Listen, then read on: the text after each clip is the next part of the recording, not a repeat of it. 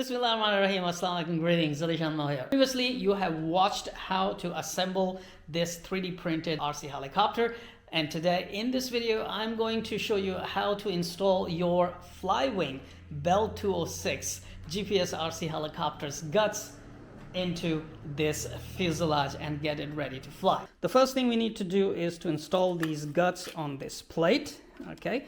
And this will be done using 4 screws, mostly using these M3 screws and the nuts right here, and you can find them easily anywhere in the market. With 4 screws, the plate is installed. Make sure to use generously Loctite if you don't have lock nut screws. Now for such kind of nuts, normally we use nose pliers, but they often slip.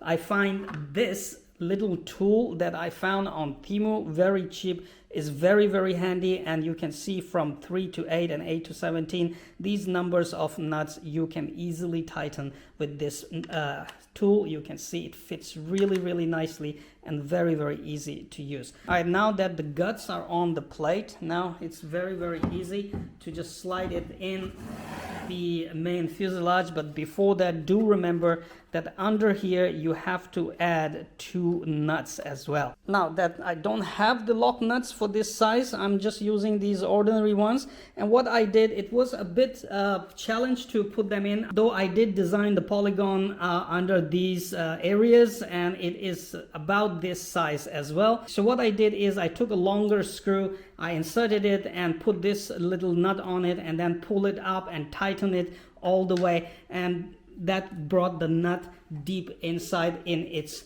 place. Okay, so now I can easily, see, insert it and tighten it. Don't install it right away inside the fuselage, but we will have to first go ahead and install the tail rotor, and with just 2 screws I can secure it. Not enough, so I have to get longer screw. And also do remember, you don't want to get extra long screws, because if one of your screw goes and touches the winding on the motors, then you will burn the motor or ESC right away. So don't make that mistake. I have learned this from hard-earned experience. Now I have found these M312s to be a very right size given the thickness I have designed on the tail, and I'm gonna use a little washer on the back of the from where the screw will come in. And let's see, yes, this is about the exact size that I need. So generously applying the thread lock.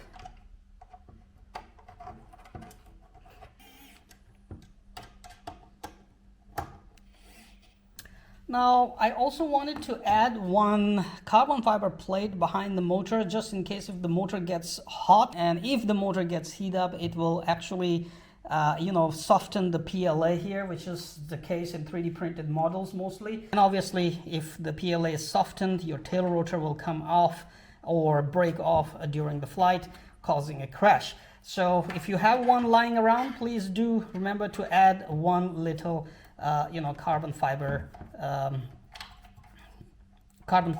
plate right behind the motor. Way very easily, and that's it. Okay, now there is a chance that these cables will get loose and come out and get into the tail rotor. So if it is pulled in right, it will not go back, or you can simply just hot glue them here. All right, now that you have installed the main module on this plate, remember to connect main motor to the ESC, and also don't forget to connect the tail rotor to the ESC.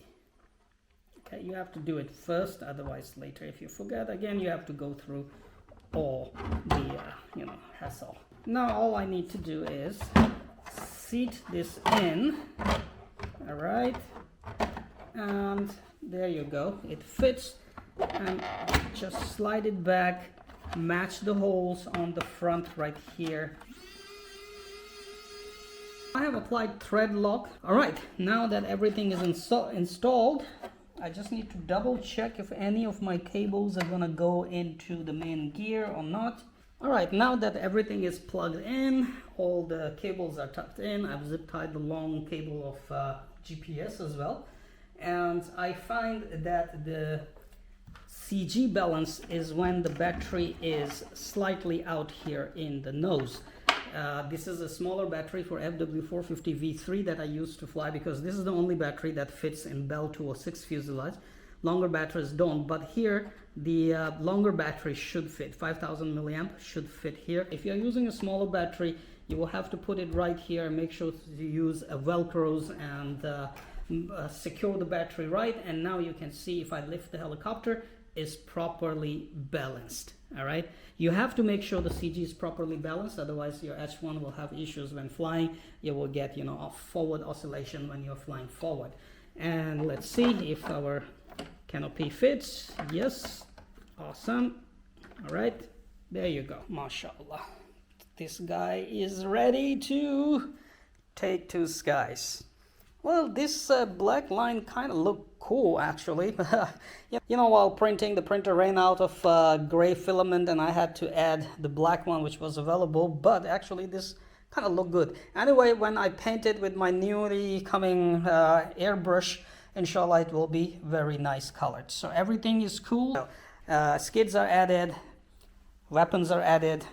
Everything is, mashallah, nice and good. Now, before we go to flight, there is one very, very important thing to do that no one else will tell you. Now, whenever you use any of the FlyWing or any other helicopters guts that are actually using H1, specifically FlyWing H1 GPS flight controller, once you put it in any new fuselage, you should go ahead and configure your H1 flight controller with assist program. Once again, double check all the settings, and most important, calibrate the compass by adding the GPS on top or wherever you want your GPS to be. So once you have fixed the GPS at the location you want, you should do the compass calibration, because this will train your H1 for the location of the GPS. And as per FlyWing, they stated that it also trains H1 for your fuselage. So just to be safe, you know, people, it doesn't take much. Just do quick compass calibration. Double check all the settings before taking the flight.